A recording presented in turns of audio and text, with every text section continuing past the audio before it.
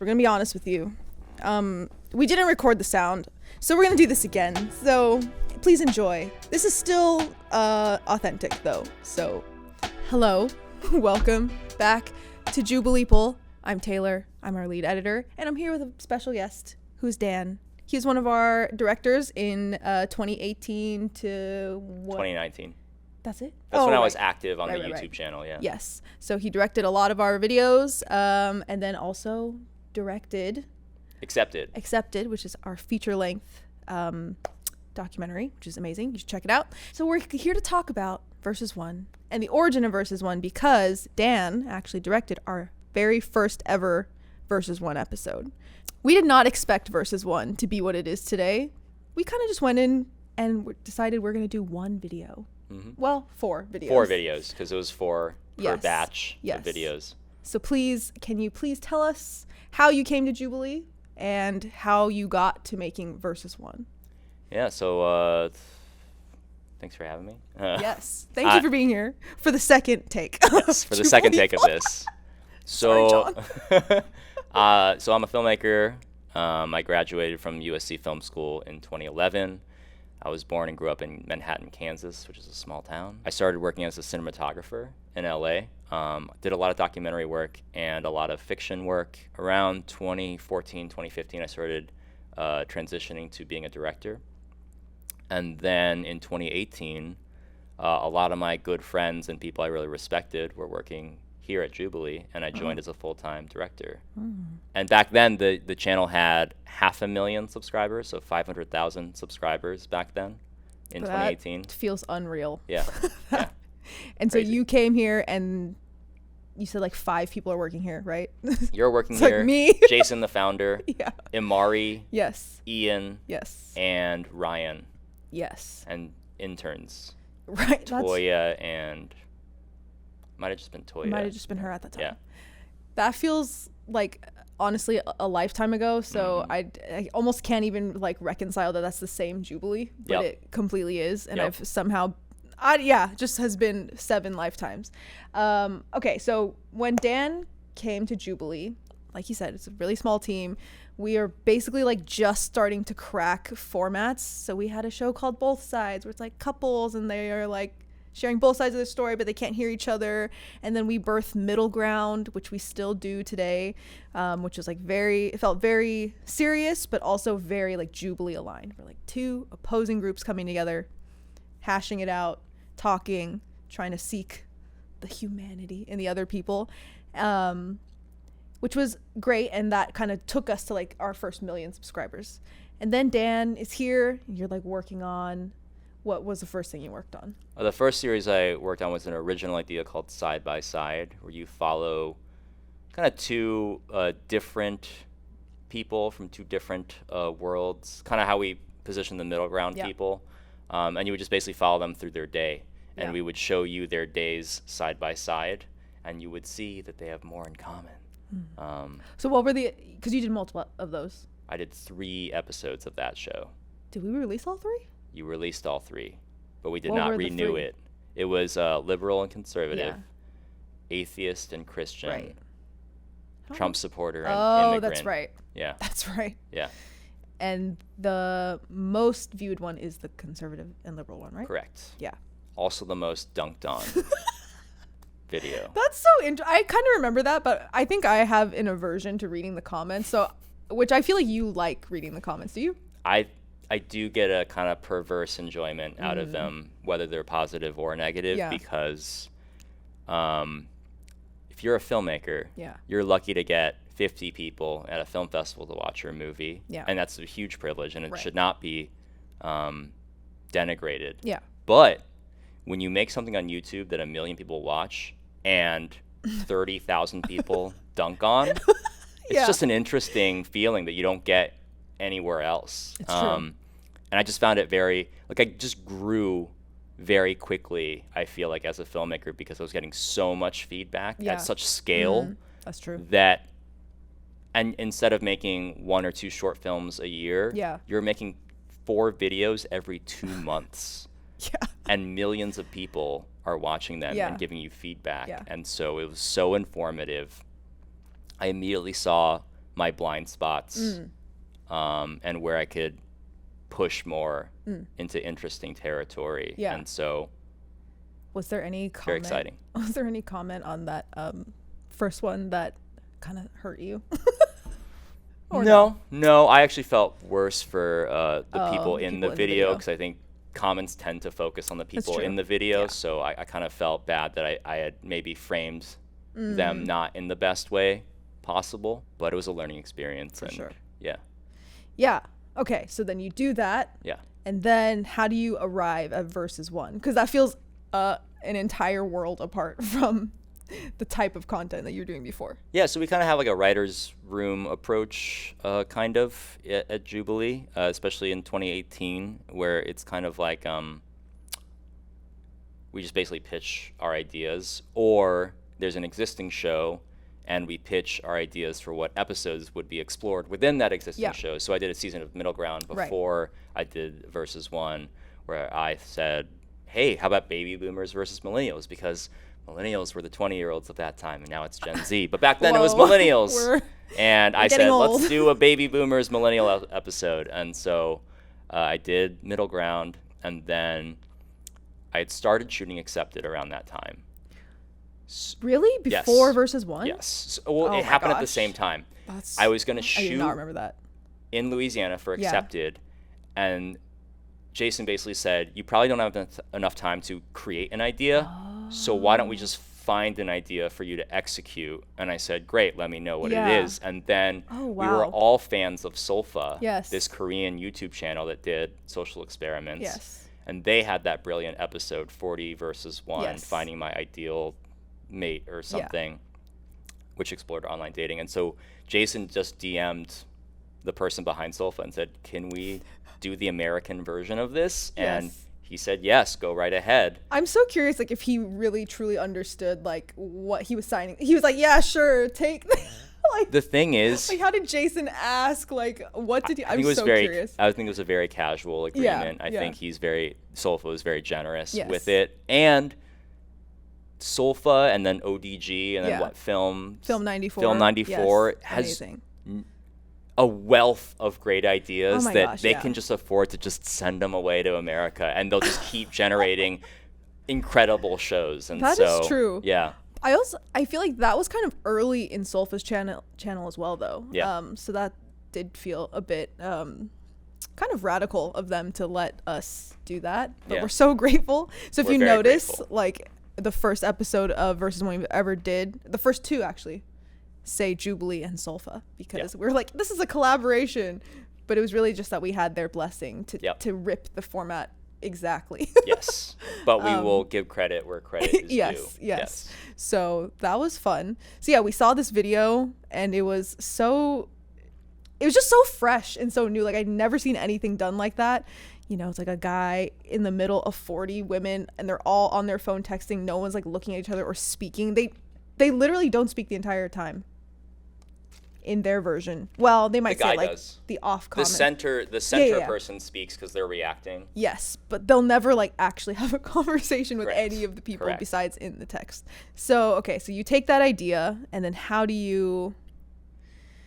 what was the process like? You were like, okay, let's get 20 guys.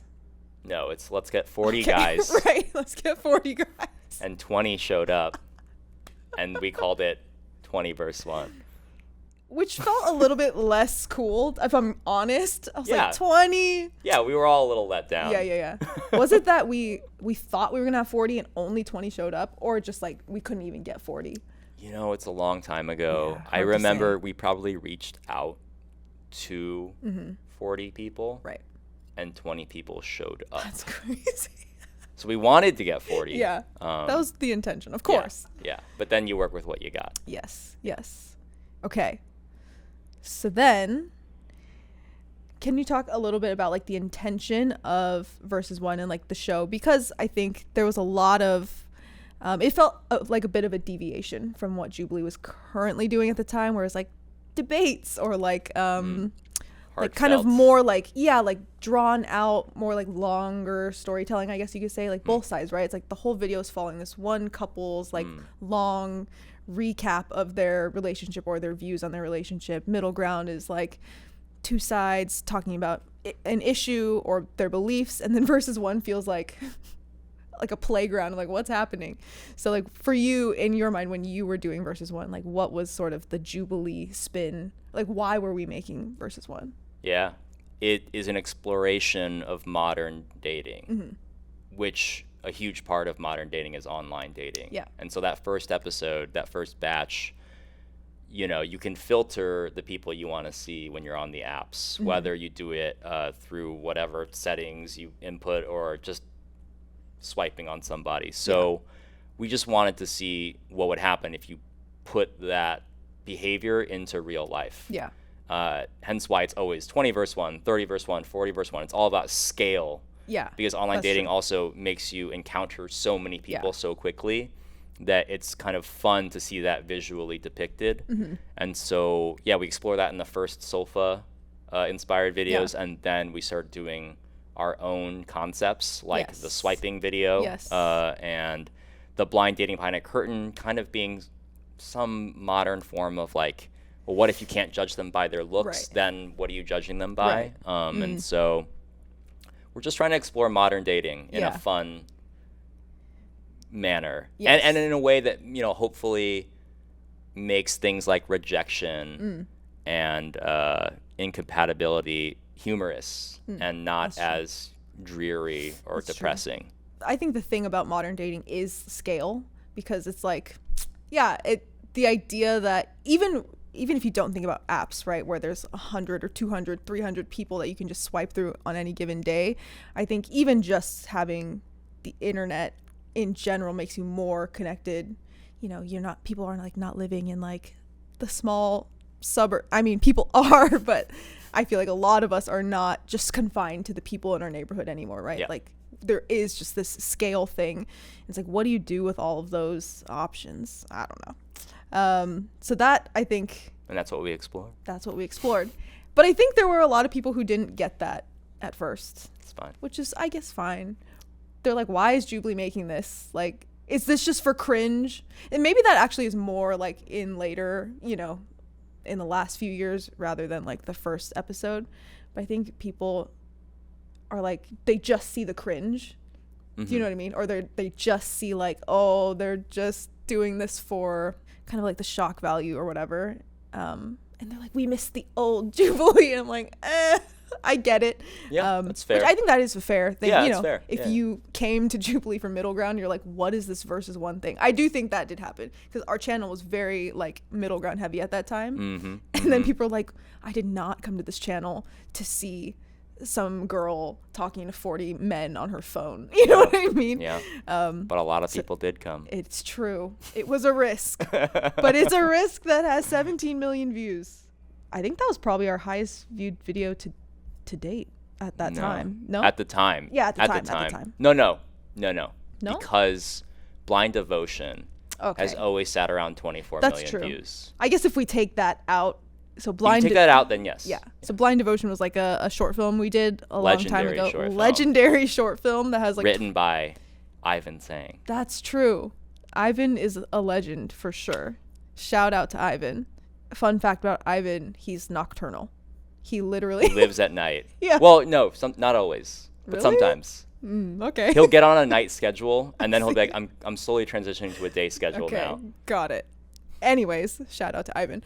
Yeah, so I feel like we had not reached this level of virality at that point. Right. We had I'm looking at our channel, and we had just crossed 1 million subscribers, like a little bit before that. So, you know, we had videos that were getting like, well, this one had like 9 million views, which is a lot. Over time, though. That was probably That's 6 true. or 5 at the time. That's true. So I think the fact that Versus 1 blew up, do you remember if it blew up quickly or if it did? It exceeded our expectations day one. Oh. I'm pretty sure we got 1 or 2 mil. In one day? I'm pretty sure it was that crazy. I do not remember that. I could be wrong. Don't get me wrong. I know by the end of the week we were sitting at 6 or 7 probably. So maybe it was like 500,000 on day one, and then it went up to 2 on the next day, something like that. But I mean, it was crazy. Those numbers are hard to get now. Although, you know, I do think over time YouTube has kind of changed. Like viewer behavior has changed too, so that's a whole other. Yeah, this is 5 years ago. The culture was different. Culture was different. Viewer behavior on YouTube is different. You can tell by the fact that this video is 5 minutes and 45 seconds. Yeah, it's that's different. So short. That's different. Yeah. And so Dan and I worked on this video together, and I've said this to you many times, but I was very scared because I just wanted to impress you, because Dan came into Jubilee as this, like, how do I describe this? Just what's the word I'm looking for? He's just like an icon. I was like, this guy is so talented, a little bit intimidating because you seem like a little bit cool, like a little bit too smart. I was like, oh, I'm not sure we're going to have anything to talk about because he seems too smart and like too cool, and very, very talented. So I wanted to impress him. We had worked, I think, one time together before this. And even then I was probably scared. But this was like a new style for me. This was a new style for the channel. I don't know what we were doing. And then also I admired Solfa so much. And I was like, I have to live up to that too. So I was really nervous. But I think it went well. It went very well. It went very well. And your craft is very good. Thanks. You should be proud. Thank you. I am. I think I worked extra hard. Yeah. On this specifically because I wanted to impress Dan. But you know, the thing is, I feel like, and I think this is the way it should be. Yeah. It should be this way, that viewers will never know the amount of work absolutely. it takes to make something that's passively entertaining, let alone very entertaining. And I think that's the way it should be, because it always, I think it should be like a magic trick. Like you shouldn't care about how hard we worked. You should just be entertained or not. That's true. And tell us accordingly. That's but true. a lot of work did go into it, and a lot of true. shaping to make it fun to watch. Yes. Did go into it to make it the video that it is. That is true. Yeah. So we're going to quickly watch this 5-minute video. We're going to give some commentary behind the scenes maybe. Are you hoping to find a match today? Yeah, I mean, I'm hoping not to continue this pattern of very, very bad men. Copying them frame by frame at this point. If you watch the Solfa video, it's the same structure for the intro. Yep. Because you can't beat what it is. It's true. It was so iconic. I feel like even this, like, shout out to Artlist. Yes, I feel like even this music style was kind of revolutionary for Jubilee. Like we had not really leaned. We had not broken into this tone. Yes, it's at the tone. Jubilee at the time, yeah. The tone.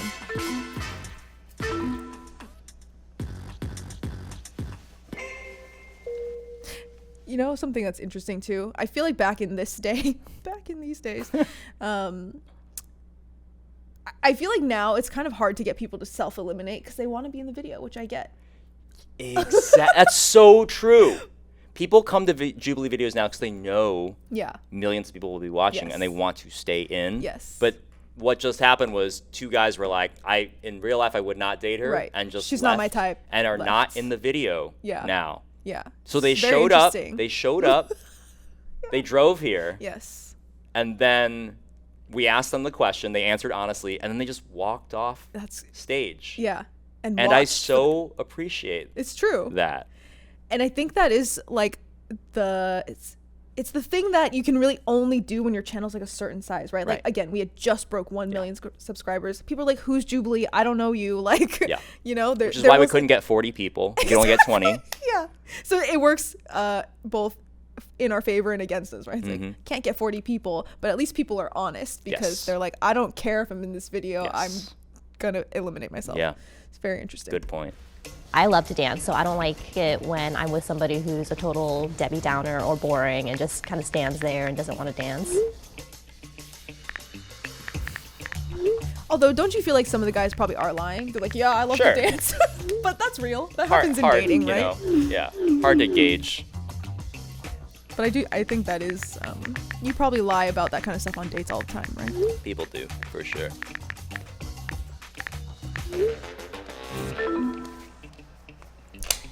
Honest about not being a dancer. Honest. I would it definitely just goes from dancing to want sex and intimacy so open-minded, fast. but not a freak. So you shouldn't be into feet, but you know, a little choking's a little fun. Well, you know. I also feel like on Jubilee, we hadn't really touched, again, this tone or like talking about sex this openly, like in this way. Yeah. It's interesting. Yeah. We really were pushing a lot of boundaries here with this video. Now on our channel. I'm just watching this now, and there's not really any criteria she's laying out that's clear, right? It's what do you mean? She's like, you should be open to choking, but like lightly, Right. but not too much. And all the guys are like, yeah, whatever. Like, I don't know what you're asking for. I'm in. Everyone's down. But the important thing is Jubilee grew as a channel by concluding that round. That's true. That's true. Without that round, we lose so much storytelling. That is so true. But what I love, no one got eliminated. What I do love, like, even if this video doesn't seem deep, like if you really think about it, you're like, I'm even like, are they lying? Like, are they really like saying, I don't like, of course they could just fib about like their preferences and stuff. So it's interesting. And I think that is true in real life. Like, people do lie. You were questioning like, okay, you're a stranger. I have no idea. You could just be lying to my face. Yeah. I do like them tall because. And then it's like, how honest should you be about your preferences? Like, would you say this on a first date? I would like to still be shorter than my man. So you probably wouldn't. I think. But I think what we're exploring here is you might be able to screen people using the app or whatever. That's true. For certain things before you even start talking to them, That's right? True. That is kind of. They could also be lying on their profile, though. This is a great moment. It's so fun. It's also a cultural bookmark because you're like, this is when Infinity War came out. So like, this is before Endgame. This is Infinity War. I know the Thanos joke is like crazy. This is before short kings became a phrase. Is it? Right? Probably. No one's saying short kings That's true. in this chat. Or maybe it was, but like not as popular. As popular as it is now. Oof. So fun. As a director, were you a little bit nervous that so many people got eliminated? No, it looked great on camera. That's true. You know, when that happened, I was like, yes, we finally got a fun round in. That's true. In the Solfa version, there's like a round where like half the people leave and you're like, oh my God. And then you think like, I think it becomes a realization moment too. You're like, is that one criteria like really gonna weed out that many people? And like, is that too harsh, or is that something I should be holding on to that tightly? In the terms of height, there's a lot of discussion about whether that's a fair deal breaker to have. What do you think? Well, I'm really short, so I don't really think, like, for me, it's not fair. Like, to consider height. Can I really be like, I need a guy that's 6 feet tall? I'm 5 feet tall. Like, let's be real. And you can have any preference you want, right? Sure. Of course I can, but like, is that, I don't know if I should be the one to be like having a height requirement because everyone's taller than me. You know what I mean? Would you date someone shorter than you? Someone that's shorter than, there are so few people shorter than me.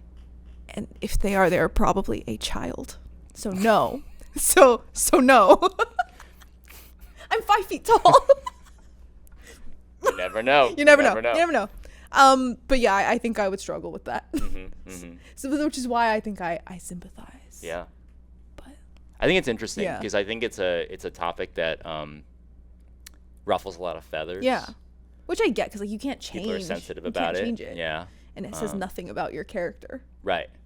But it is kind of you also wouldn't want to be with someone who's not attracted to you. For example, if you're not meeting someone's tall criteria. Yes. Yeah. It's not a matter of fairness or not. It's more just like, this person's not going to feel whatever you want them to feel. So like, whether it's fair or not, what are we going to do about it? Right.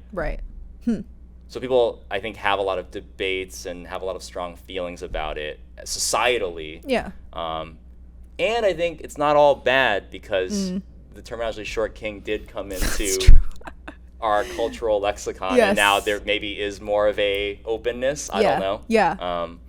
But yeah, at the end of the day, like, you don't want to be with someone that doesn't like what you're bringing. Right? Yeah. I would not want to be with somebody who wants kids within 7 years.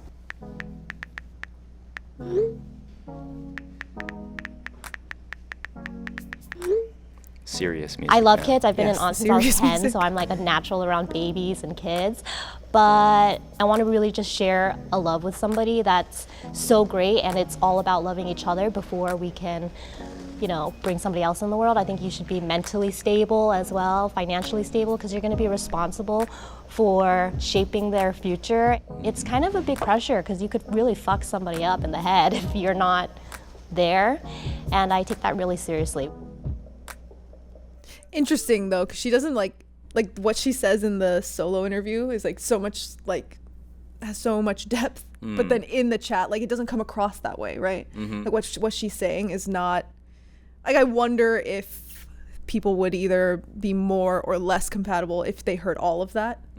Whereas that's another thing too, like you can't express everything on a profile. Yeah, exactly. Or you can't know everything or on about a someone. Tinder chat or whatever Yeah. app you're using. Yeah. You're just gonna be limited to text and Yeah. however deep you want to go. It's also fun to see a chat. That's the whole appeal of text from. It's just That's fun true. to see. They could tell you a story and You know it's what? less I have a younger interesting brother, and than anybody seeing the younger than actual me, chat. I just Yeah, automatically fun. think of my brother. So It's like you're looking over someone's shoulder. That's true. The controversial. Brother moment. like they could be the hottest person in the room, and if they tell me they're even a month younger than me, I'm just like, oh, I just see my brother, and it's like, oh, I would not date my brother. Is the music in it? Oh wow, I forgot it had lyrics. Yeah, me too. Wow. Interesting choice.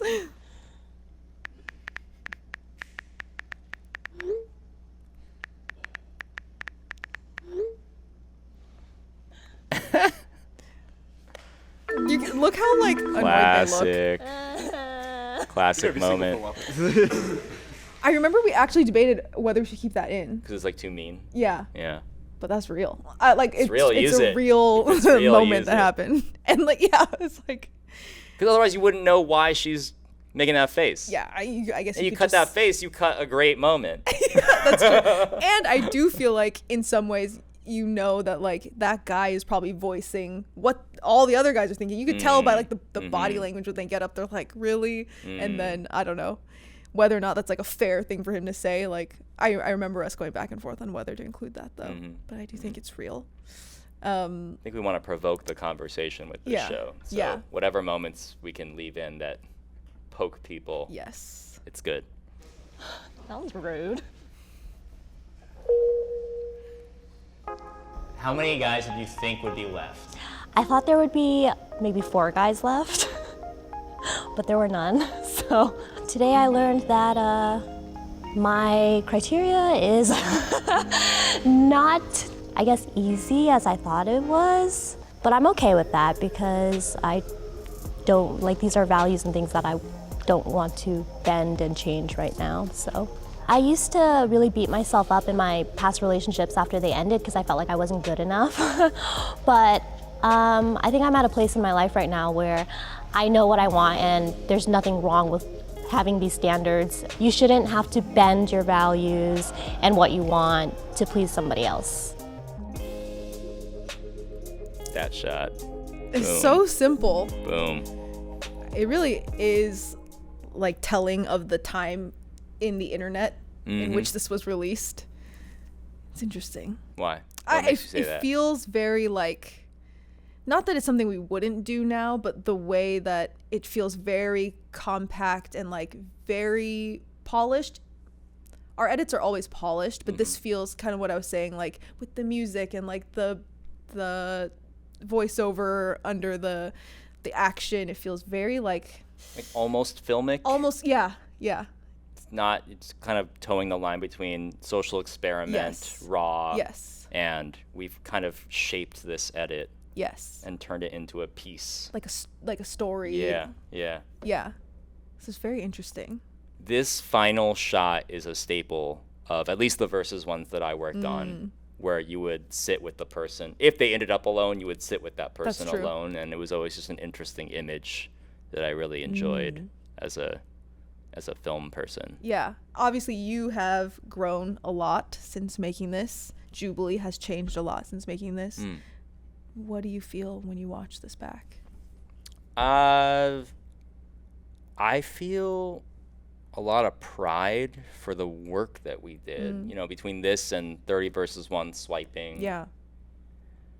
We were kind of just exploring what will get people interested, what will engage people, what will they find interesting. And so, you know, there's like we all talk about dopamine and social media and how we're all addicted to likes, and it does feel good when we make these videos and then we go, oh, 5 million people watched it, 10 million people watched it, 15 million. When 30 verse 1 came out, that it just went to the stratosphere. That was and we almost got #1 overall on YouTube. on remember? trending, yeah.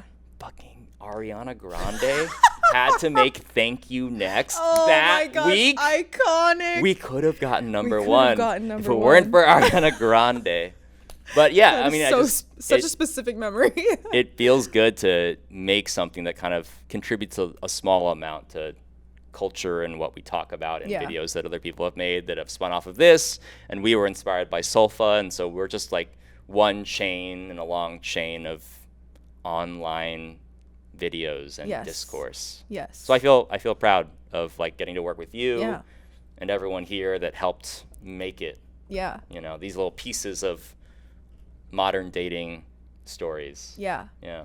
Yeah, and I love that versus 1 is this, like, it is about modern dating. It's not just about like what's the craziest thing we can do. And I know it can seem like that from the outside, but I think that is Jubilee has always in some ways tried to, what we say is like hide the vegetables, right? You think you're coming in for like a really entertaining video, which you hopefully are entertained, but hopefully it like makes you think about something a little bit deeper. So whether it's dating or the beliefs that you have or the beliefs that someone else has, right? And it doesn't always have to look like, it's funny that I'm not screen recording, but the next video is like, gang life changed me. It feels like, how can this exist on the same channel? Which I think that's a fair question too. But I do think it all comes from the same like place of curiosity. Like, what is this life we are navigating in modern life? Yes. Yeah. And like, how do we not like demonize it, because we're not getting rid of the internet. I think we're probably not really ever doing away with online dating, or it feels like there's some things that it's too hard to go backwards. We might engage with it more in a more healthy way. Yeah. As we kind of come down from this hangover. Hopefully. Or come out of this hangover of being too online, all of us. But yeah, I agree. Like, we're not going to get rid of it completely. Right. So it's just like, how do we see it and how do we navigate it and what do we think about it? And we don't all have to think the same thing about it. I mean, we get a lot of like reaction videos to these true. videos where they talk about like, this is why men are like this and women are like this, and I'm like, look, it's sparking a dialogue. Hopefully you, the viewer at home, find something interesting to think about, but also like, it's just a 5-minute video, it's just a 6-minute video, just an 8-minute video. There's so much more to be found in your life and your own experiences and the experiences of your friends and loved ones that hopefully this is just provoking like a touchstone that you can kind of react to and talk about. Yeah. I think as the internet and like YouTube and media, TikTok, it's all like, it's so a part of our everyday that sometimes it can feel hard to separate that. You know, you're like, this is real life. It's not so far from it. But it's hard because if you think about like Gen Z, like that, it is so much a part of their real life. Like, how do you even like separate that mentally? I think it'll naturally happen. I just think it's unsustainable because all these online things are being mediated to us through big tech companies. Instagram, Meta, Facebook, Meta, TikTok. And there's a time for it, but I think like you can't spend 80 years on TikTok. If you have a full life ahead of you, like you just can't. You're going to find other interests and things and ways to connect with the people in your life. Yeah. Like this is not permanent, I don't think. But at least we get to explore little pieces of it here and there. Now you don't work at Jubilee anymore. And I think you came from a pretty different world before Jubilee, and now you've kind of like maybe not returned to that world, kind of, I guess, like documentaries, like more maybe like narrative films or just things that are not digital. So in the years that you spent at Jubilee working on digital content, how has that like changed you as a filmmaker? I think I'm a better filmmaker because of the work we did here. Yeah. Again, you get feedback right away from true. people who are not kind. And then when you do make something that people love, you're like, oh, they don't have to like me. I'm just a stranger to them. So when they like this video, that's true. It's actually good. They're not just being nice to me. Yeah. And when something's bad, they'll just tell you. Yeah. Or when they don't like it, it could be bad. Right. It's just helpful to see right away. And so, I went from making 1 or 2 films a year to making, I think I counted at one time, like 60 videos in a year. Wow. Like what an education, what an experience to strengthen your tools as a storyteller. Like this is a story. Yeah. Every digital video is a story that you're crafting through the edit. So I'm a better filmmaker because I worked here. Yeah. 100%. That's amazing. Because you're already a very good filmmaker. Well, we need to plug Nectar because Bonnie's not here. She couldn't be here today. Nectar. And obviously maybe it's for the better because we would have had to do it twice. So you didn't miss out on anything, Bonnie, but we're here to plug Nectar because now Versus One lives on Nectar and Bonnie is the creative lead over Nectar. You guys have met her a few times on this podcast. So please go subscribe to Nectar, watch Versus One grow and expand. If you have ideas for Versus One, please let us know. I think we honestly get a lot of ideas from the comments. They're like, how about you date by smelling their armpits? Yeah, which we brush the cells off their armpits, bottle it into a serum, and then give it to the contestant, and just be like, "What do you think of this?" Wow. What do you think of this? That is kind of terrifying. Like, natural, like no deodorant, like you can't put any products. Yeah, like musk. Date by musk. No perfumes here, just musks. Okay, Bonnie, take note. Dating by musks. That's really good. But yeah, I think Versus One is something that still is performing really well and like bringing a lot of new people to Nectar and to the Jubilee universe. Okay, what would you like to plug for yourself? Please let us know what you're up to, where people can find you. Yeah. I'm on Instagram. Okay. Which you can find in the description. Yes. I think having followers helps me as a filmmaker, in theory. I don't know if it does in practice, but it could. People know who you are. I directed a feature doc with Jubilee as the production company called Accepted, which got nominated for an Emmy Award, which is very exciting and unexpected. It's like the real Emmys, right? I feel it's a real Emmy, yeah. I don't know if that's like the right thing to say. It's a real Emmy, but what do you mean by real Emmys? Well, it's not a primetime Emmy. I'm not even it's sure. Not a primetime. I'm not even sure I know. Primetime Emmy is what HBO is on. Like there are big shows that everyone watches. There's sports. There's news and doc, which is us. Yeah. News and documentary. Yes. I think there's daytime. There's probably like 1 or 2 other categories I'm not sure about. I see. Yeah. Or I think it's, you know how like sometimes with award shows there's like the category that it just feels like it's to the side and it doesn't get aired and no one cares about it. Like best animated short film. Aw. Which I love these. I love the medium. Yes. Yes. But it's like, it's a big deal. It's a real Emmy. It's an Emmy. I mean, that's cool, you know. It's an Emmy nomination. Yep. You can say that now. But yeah, if you want to watch the film, you can find it online for rental on Amazon and Apple TV. And please watch it. It's so good. Give us a log line. I don't know if people know what Accepted is. So there was a school in rural Louisiana run by a husband and wife in a warehouse. Yes.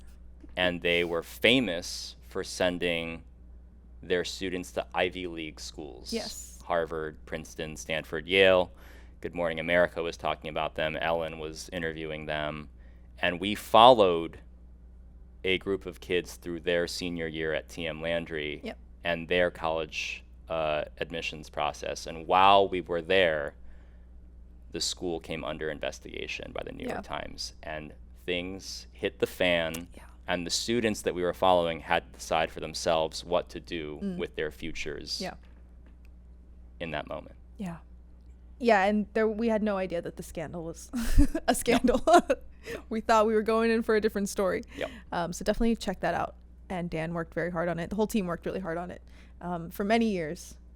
And finally, in 2023, we're nominated for an Emmy. Crazy. Hear that, everyone. Jubilee is nominated for an Emmy. Woo! Don't forget it. Well, thank you for doing part 2. I wish you guys could hear the original conversation. It was better than this. It was better. Yeah. But just know that Dan has put a lot of thought into all the videos he's made. We all do. And Versus 1 will live on. Yes. And you don't have to like it. That's true. But a lot of thought does go into it. Yes. So I think we want people to know too that like we do put a lot of thought into this. 1, 2, we will mess up sometimes. Like we will not always get it right. So of course we do appreciate like being held accountable. Yeah.